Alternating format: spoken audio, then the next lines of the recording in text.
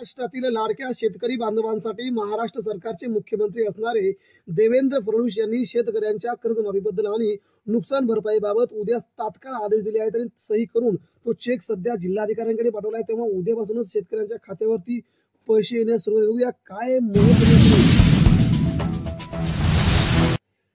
पहिली बातमी येते, कृषी अवजारे बँक योजनेची अनुदान प्रलंबित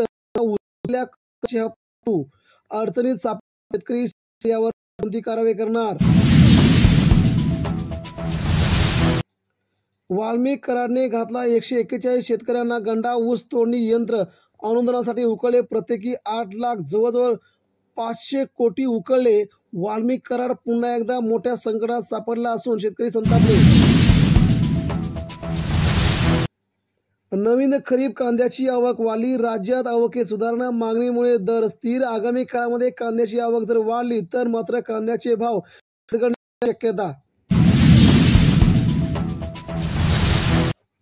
फिक्स व्याजदराने कर्ज देणे बँकांना बंधनकारक, आरबीआय ग्राहकांच्या लुटीला लगाम लागण्याची शक्यता। अनेक कर्ज घेण्यास लगाम लागणार, मात्र शेतकऱ्यांना मिळणार झाली कर्ज। यापुढे काय करणार सरकार? लाडक्या बहिणींना पैसे देण्यासाठी देवा भाऊ दारू विक्री वाढवणार, महसूल वाटी जणांची समिती निर्णय घेऊन लाडक्या खुश करण्यासाठी दारू विक्री वाढवणार, महत्वाचा निर्णय। पशूंची उत्पादकता वाढ आणि संतुलित पशु आहारावर भर हवा। पशुसंवर्धन मंत्री पंकजा मुंडे मापसूमध्ये पशुपोषण आहार परिषदेचे सर्वात मोठा निर्णय। बांधावरच्या न्यायातून रस्ते झाले मोकळे, कोपरगावचे तहसीलदार महेश सावंत यांचा पुढाकार। महाराष्ट्रामधील जवळजवळ 358 तालुक्यात अशी आहे स्थिती, लवकरच यावरती मार्ग निघावा, शेतकऱ्यांची देखील मागणी।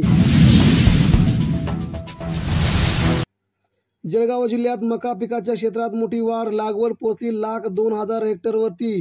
शेतकऱ्यांना होणार याचा फायदा, मात्र मक्याचे भाव वाढण्याची शक्यता वर्तवली जात आहे। पुढे काय होते ते पाहावंच लागेल। नारायण गावातून इराकला 15 टन केळी निर्यात, भविष्यात भेंडी देखील निर्यात करणार शेतकऱ्यांना।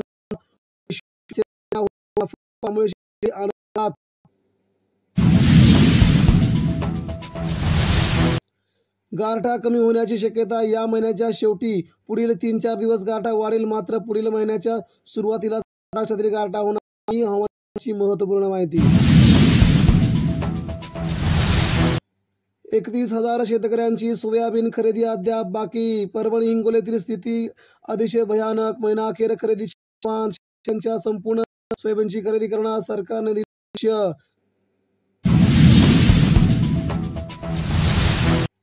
मेळघाटात मजुरांचे 30 कोटी रुपये थकीत, मजुरांचे पैसे कधी मिळणार यावरती शेतकरी संघटना करणार आंदोलन।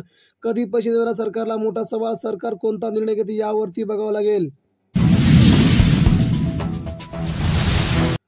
केळी दरात खानदेशात सुधारणांचा कल कायम, कमाल दर 1800 रुपयांवरती केळीला चांगला भाव मिळाले, शेतकरी राजा खुश, त्यामुळे तसाच भाव शेतकऱ्यांची मागणी।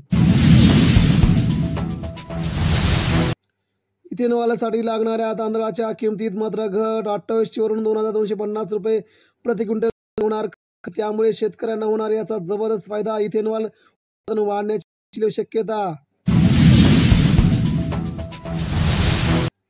केंद्राकडून 10 लाख टन साखर निर्यातीस परवानगी, महाराष्ट्राला 4.25 लाखांचा आकडा तर उत्तर प्रदेशला 2,84,000 टन कोटी, महाराष्ट्रात सर्वाधिक साखर उत्पादन होणार। केंद्र सरकार अखेर नरमले, शेतकऱ्यांशी चर्चा करणार, 14 फेब्रुवारीला बैठक, डल्लेवालांकडून उपचारास महाराष्ट्रातील शेतकरी बैठकीला जाणार, केंद्र सरकार येणार मोठ्या अडचणीत। शेतकरी उत्पादक कंपन्यांमधील वारस सभासद नोंदणी अडचणीत, दाखला देताना कृषी अधिकाऱ्यांसमोर झाला निर्माण पेच। राज्यातील शेतकरी उत्पादक कंपन्यांमध्ये शेतकऱ्यांच्या मुलांना बेकायदेशीर वारस होण्याची समस्या उद्भवते। कृषी प्रक्रिया उद्योगाला हवे अत्याधुनिकीकरण, केंद्र सरकारकडून कृषी उद्योगांच्या बजेट पूर्व अपेक्षा, 10 मार्चला महाराष्ट्राचा बजेट, त्यापूर्वी शेतकऱ्यांच्या काय आहेत मागण्या, अजित पवारांकडे केली एकमुखी शेतकऱ्यांनी मागणी। शेतीमालाला हमी भाव, मजूर टंचाई, शेतकऱ्यांनी बोलून दाखवल्या भावना, शेतकऱ्यांचे प्रश्न शासन स्तरावरती महत्वाचे, परंतु हे प्रश्न कोण सोडवणार हा सर्वाधिक मोठा प्रश्न. सरकारने लक्ष देण्याची महत्वाची गरज. शेतकऱ्यांनी दिल्ली मार्च पुढे ढकलला. पंढेर म्हणाले, केंद्र सरकारने 14 फेब्रुवारी पूर्वी दिल्लीत बैठक घ्यावी आणि त्यानंतर निर्णय घ्यावा, अन्यथा पुन्हा जोरदार आंदोलन. वर्षभरात 55,000 शेतकऱ्यांनी योजनेसाठी अर्ज भरले, एकाही शेतकऱ्याला मिळाला नाही सौर पंप. शिवसेना आमदार कैलास पाटील यांचा सरकारवरती गंभीर आरोप. सरकार काय करतंय? झोपा काढतंय का? कैलास पाटलांचा थेट सरकारवरती आरोप. शेतकरी मित्रांनो, या होत्या शेतकऱ्यांच्या महत्त्वाच्या ताज्या घडामोडी. भेटूया पुन्हा नवीन शेतकऱ्यांच्या बातम्यांसह. तोपर्यंत धन्यवाद. तुम्ही जर आमच्या चॅनलला नवीन असाल तर नक्कीच शेतकऱ्यांच्या बातम्यांसाठी नक्की चॅनलला सबस्क्राईब करा. धन्यवाद. जय हिंद.